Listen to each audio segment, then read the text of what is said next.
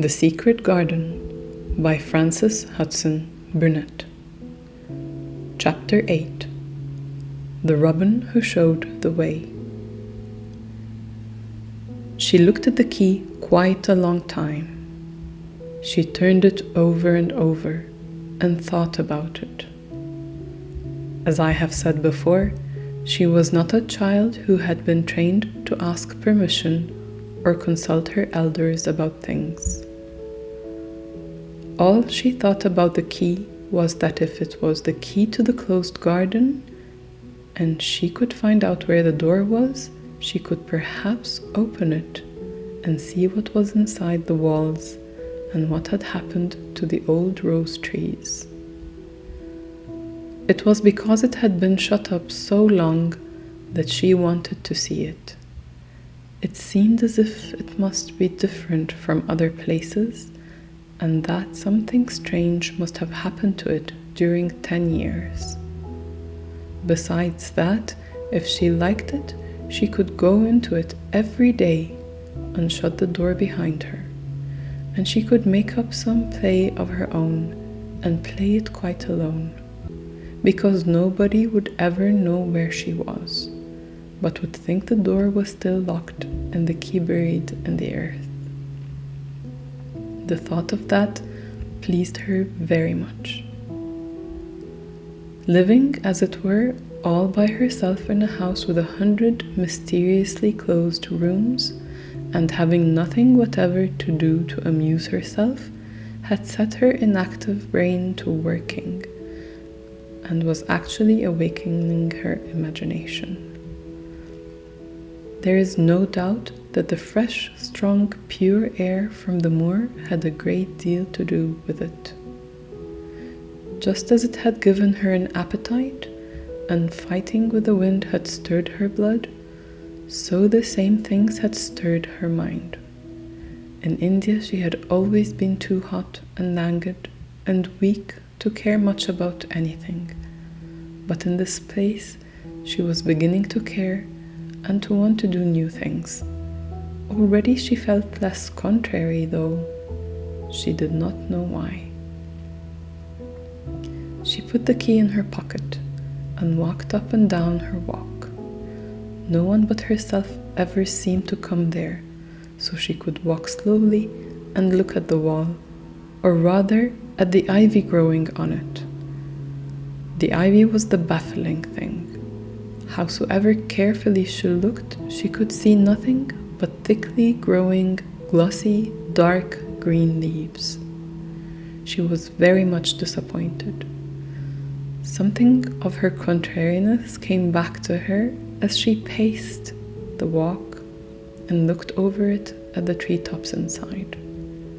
It seemed so silly, she said to herself, to be near it and not be able to get in. She took the key in her pocket when she went back to the house, and she made up her mind that she would always carry it with her when she went out, so that if she ever should find the hidden door, she would be ready. Mrs. Medlock had allowed Martha to sleep all night at the cottage, but she was back at her work in the morning, with cheeks redder than ever and in the best of spirits. I got up at 4 o'clock, she said. It was pretty on the moor, and the birds getting up, and the rabbits scampering about, and the sun rising. I didn't walk all the way. A man gave me a ride in his cart, and I can tell you I did enjoy myself. She was full of stories of the delights of her day out. Her mother had been glad to see her, and they had got the baking and washing all out of the way. She had even made each of the children a dough cake with a bit of brown sugar in it. I had them all piping hot when they came in from playing on the moor, and the cottage all smelt of nice, clean, hot bacon, and there was a good fire, and they just shouted for joy. Our Dickon, he said our cottage was good enough for a king to live in. In the evening, they had all sat round the fire, and Martha and her mother had sewed patches on torn clothes and mended stockings, and Martha had told them about the little girl who had come from India and who had been waited on all her life by what Martha called blacks, until she didn't know how to put on her own stockings. "Eh, they did like to hear about you," said Martha. "They wanted to know all about the blacks and about the ship you came in. I couldn't tell them enough." Mary reflected a little. "I'll tell you a great deal more before your next day out," she said, "so that you will have more to talk about. I dare say they would like to hear about riding on elephants and camels, and about the officers going to hunt tigers." "My word!" cried delighted Martha. "It would set them clean off their heads. Would they really do that, miss?" "I would be same as a wild beast show like we heard they had in New York once." "India is quite different from Yorkshire," Mary said slowly, as she thought the matter over. "I never thought of that. Did Dickon and your mother like to hear you talk about me?" "Why, our Dickon's eyes nearly started off his head. They got that round," answered Martha. "But mother, she was put out about your seeming to be all by yourself like. She said, 'Hasn't Mr. Craven got no governess for her, nor no nurse?' And I said, 'No, he hasn't, though Mrs. Medlock says he will when he thinks of it. But she says he mayn't think of it for 2 or 3 years. "I don't want a governess," said Mary sharply. "But mother says you ought to be learning your book by this time, and you ought to have a woman to look after you. And she says, 'Now, Martha, you just think how you'd feel yourself in a big place like that, wandering about all alone and no mother. You do your best to cheer her up,' she says, and I said I would." Mary gave her a long, steady look. "You do cheer me up," she said. "I like to hear you talk." Presently Martha went out of the room and came back with something held in her hands under her apron. "What does that think?" she said with a cheerful grin. "I've brought thee a present." "A present?" exclaimed Mistress Mary. "How could a cottage full of 14 hungry people give anyone a present?" "A man was driving across the moor peddling," Martha explained, "and he stopped his cart at our door. He had pots and pans and odds and ends, but mother had no money to buy anything. Just as he was going away, our Elizabeth Ellen called out, 'Mother, he's got skipping ropes with red and blue handles.' And mother, she calls out quite sudden, 'Here, stop, mister. How much are they?' And he says, 'Tuppence.'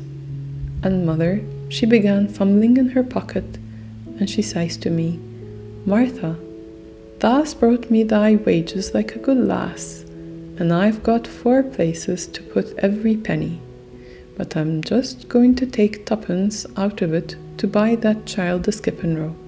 And she bought one, and here it is." She brought it out from under her apron and exhibited it quite proudly. It was a strong, slender rope with a striped red and blue handle at each end. But Mary Lennox had never seen a skipping rope before. She gazed at it with a mystified expression. "What is it for?" she asked curiously. "For?" cried out Martha. "Does that mean that they've not got skipping ropes in India? For all they've got elephants and tigers and camels? No wonder most of them blacks. This is what it's for. Just watch me." And she ran into the middle of the room and, taking a handle in each hand, began to skip and skip and skip, while Mary turned in her chair to stare at her, and the queer faces in the old portraits seemed to stare at her too, and wonder what on earth this common little cottager had the impudence to be doing under their very noses. But Martha did not even see them.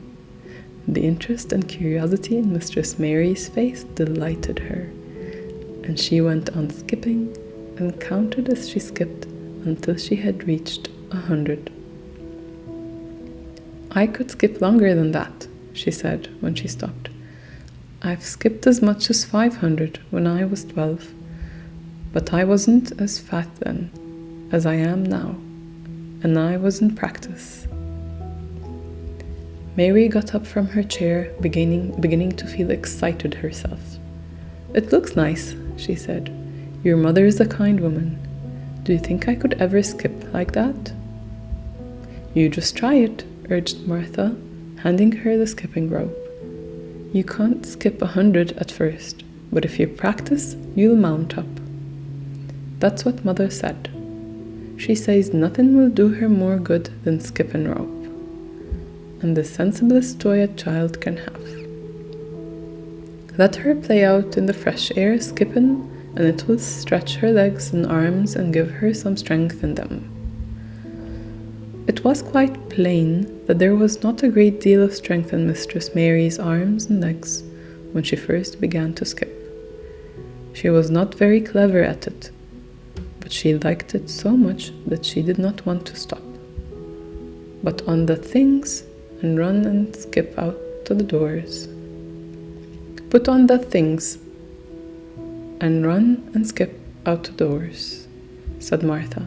Mother said I must tell you to keep out of doors as much as you could, even when it rains a bit, so as to wrap up warm. Mary put on her coat and hat and took her skipping rope over her arm. She opened the door to go out, and then suddenly thought of something and turned back rather slowly. Martha, she said, they were your wages. It was your 2 pence, really. Thank you. She said it stiffly because she was not used to thanking people or noticing that they did things for her. Thank you, she said, and held out her hand because she did not know what else to do. Martha gave her hand a clumsy little shake, as if she was not accustomed to do this sort of thing either. Then she laughed. Thart a queer, old, womanish thing, she said. If that been our Elizabeth Ellen, that'd have give me a kiss. Mary looked stiffer than ever. Do you want me to kiss you? Martha laughed again. Nay, not me, she answered. If that was different, perhaps tha'd want to thyself. But that isn't. Run off outside and play with thy rope. Mistress Mary felt a little awkward as she went out of the room. Yorkshire people seemed strange, and Martha was always rather a puzzle to her. At first, she had disliked her very much, but now she did not. The skipping rope was a wonderful thing. She counted and skipped and counted until her cheeks were quite red, and she was more interested than she had ever been since she was born. The sun was shining, and the little wind was blowing, not a rough wind, but one which came in delightful little gusts and brought a fresh scent of newly turned earth with it. She skipped round the fountain garden, and up one walk and down another. She skipped at last into the kitchen garden, and saw Ben Weatherstaff digging and talking to his robin, which was hopping about him. She skipped down the walk toward him, and he lifted his head and looked at her with a curious expression. She had wondered if he would notice her. She really wanted to see her skip. She really wanted him to see her skip. Well, he exclaimed, upon my word, Perhaps thou'rt a young un after all, and perhaps thou'st got child's blood in thy veins instead of sour buttermilk. Tha skipped red into thy cheeks as sure as my name's Ben Weatherstaff. I wouldn't have believed tha could do it. I never skipped before, Mary said. I'm just beginning. I can only go up to 20. Tha keep on, said Ben. Tha shapes well enough at it for a young, and that's lived with heathen. Just see how he's watching thee, jerking his head toward the robin. He followed after thee yesterday. He'll be at it again today. He'll be bound to find out what the skippin' rope is. He's never seen one. Shaking his head at the bird, that curiosity will be the death of thee sometime if that doesn't look sharp. Mary skipped round all the gardens and round the orchard, resting every few minutes. At length she went to her own special walk and made up her mind to try if she could skip the whole length of it. It was a good long skip, and she began slowly, but before she had gone halfway down the path, she was so hot and breathless that she was obliged to stop. She did not mind much because she had already counted up to 30. She stopped with a little laugh of pleasure, and there, lo and behold, was the robin swaying on a long branch of ivy. He had followed her, and he greeted her with a chirp. As Mary had skipped toward him, she felt something heavy in her pocket strike against her at each jump. And when she saw the robin, she laughed again. You showed me where the key was yesterday, she said. You ought to show me the door today, but I don't believe you know. The robin flew from his swinging spray of ivy onto the top of the wall, and he opened his beak and sang a loud, lovely trill, merely to show off. Nothing in the world is quite as adorably lovely as a robin when he shows off, and they are nearly always doing it. Mary Lennox had heard a great deal about magic in her Aya's stories, and she always said that what happened almost at that moment was magic. One of the nice little gusts of wind rushed down the walk, and it was a stronger one than the rest. It was strong enough to wave the branches of the trees, and it was more than strong enough to stray the trailing sprays of untrimmed ivy hanging from the wall. Mary had stepped close to the robin, and suddenly the gust of wind swung aside some loose ivy trails, and more suddenly still, she jumped toward it and caught it in her hand. This she did because she had seen something under it, a round knob, which had been covered by the leaves hanging over it. It was the knob of a door. She put her hands under the leaves and began to pull and push them aside. Thick as the ivy hung, it nearly all was a loose and swinging curtain, though she had crept over wood and iron.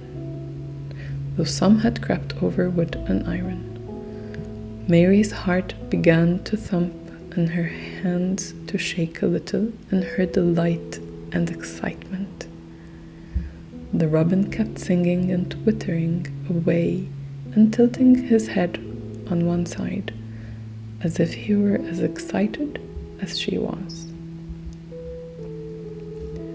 What was this under her hands, which was square and made of iron, and which her fingers found a hole in?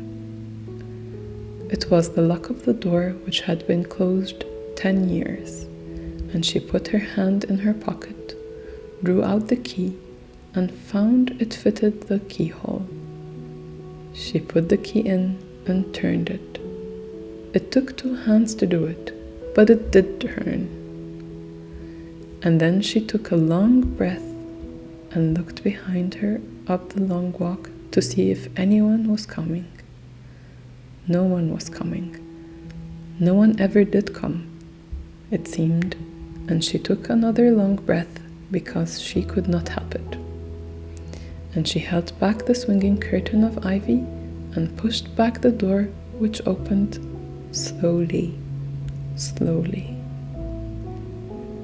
Then she slipped through it and shut it behind her and stood with her back against it, looking about her and breathing quite fast with excitement and wonder and delight. She was standing inside the secret garden.